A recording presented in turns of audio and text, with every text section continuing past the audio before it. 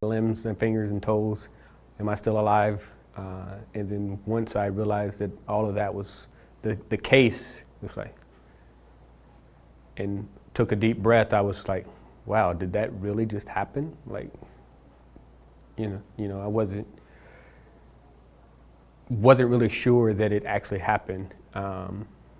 Was kind of like my initial reaction. So it was kind of a shock, not really.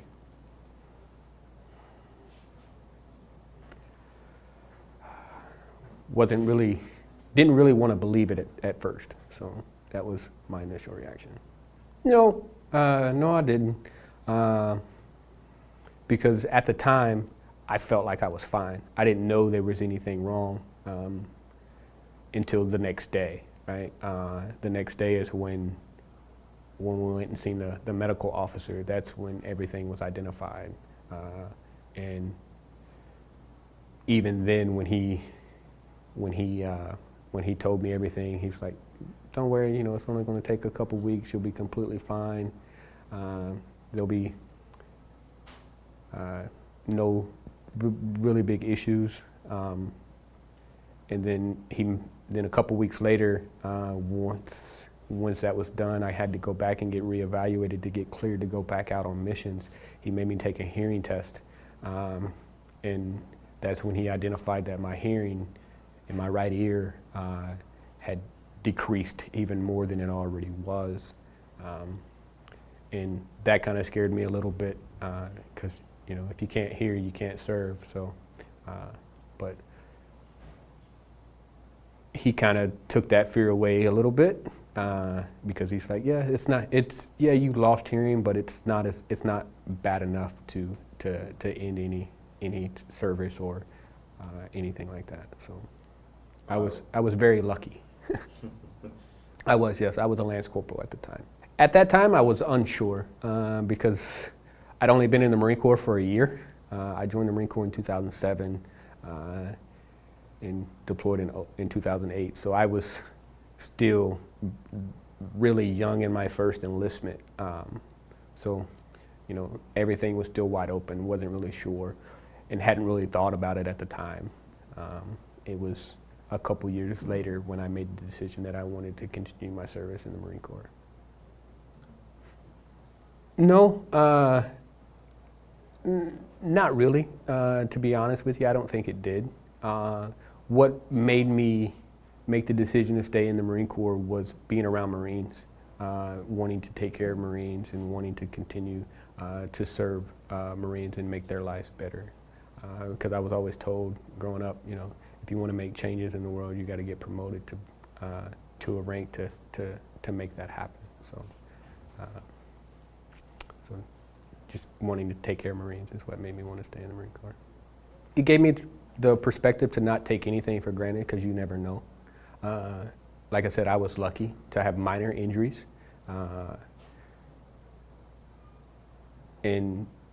but just because this situation was minor and didn't cause any permanent effects or have too many major outcomes on my life and my things, it still gives you the opportunity to humble yourself and realize that tomorrow's not guaranteed to anyone. So to never take anything for granted, always seize the moment. And that's something that since that time I've tried to instill in everyone that I meet, in all the Marines that I serve with or serve for. I just try not to dwell on it. It was 13 years ago, so it doesn't really impact my life as much as it anymore. At first, it was kind of overwhelming. Kind of gave me nightmares for a little while, night sweats. I used to wake up in the middle of the night and things like that. But now it doesn't really affect me too much. The main thing that I have to deal with is, slightly losing my balance and like tripping over my own feet, which is caused because of the hearing loss that I have now. Once you lose hearing, it messes with your equilibrium, and you just randomly like like sway a lot, and there's nothing you can really do about it. But I just, have to be cautious of that and watch where I step and when I step and how I step. So I'm not sure about all over. So I know there are a few in the Camp Lejeune area, but the main one that I've dealt with was in California.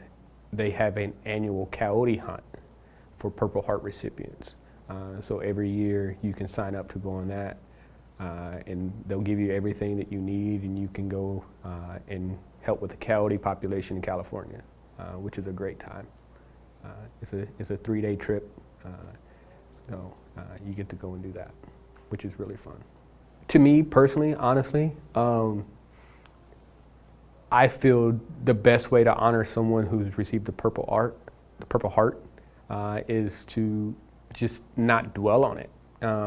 Thank them for their service just like you would any other service member, and don't ask them questions about what happened or what the experience was like, unless they are willing to open up and tell you about it themselves.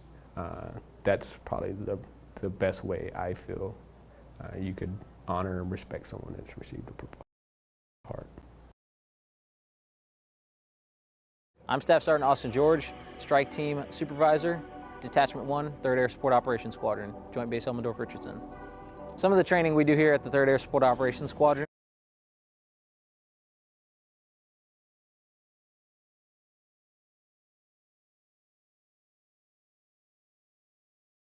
couple things. First being human performance, then being radio training and more TACP specific training, as well as airborne operations, also known as jumps. When we're getting ready to jump, we get our equipment ready, we get everything we use for jump ready, and then everything we're going to use on the ground once we jump in to a location.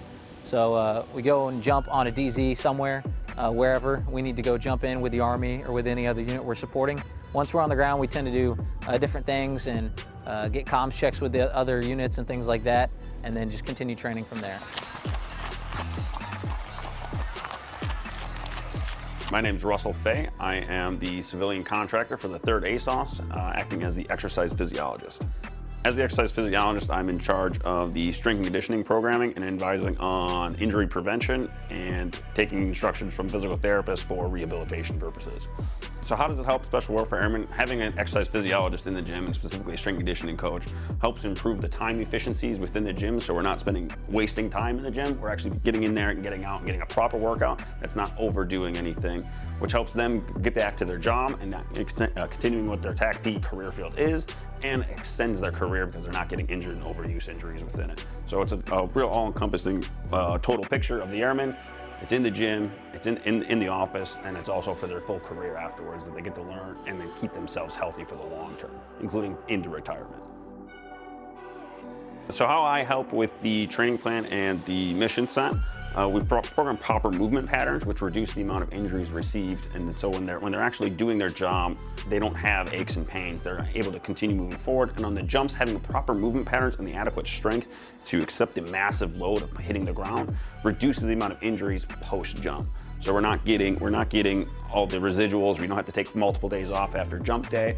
We have jump day, and then afterwards we do a little bit of rehab, and then we can get right back into a good quality training, and it's like it didn't even happen. How does it help Special Warfare Airmen complete the mission? We don't have overuse injuries, and they're not thinking about what their physical incapabilities are, they're thinking about how capable they are. So by allowing them to not think about how their body is and just trusting what they can do, they're allowed to think, they're capable of thinking directly for the mission, and there's no other white noise out. They're able to focus in on what the task at hand is because they've already done the work on the backside.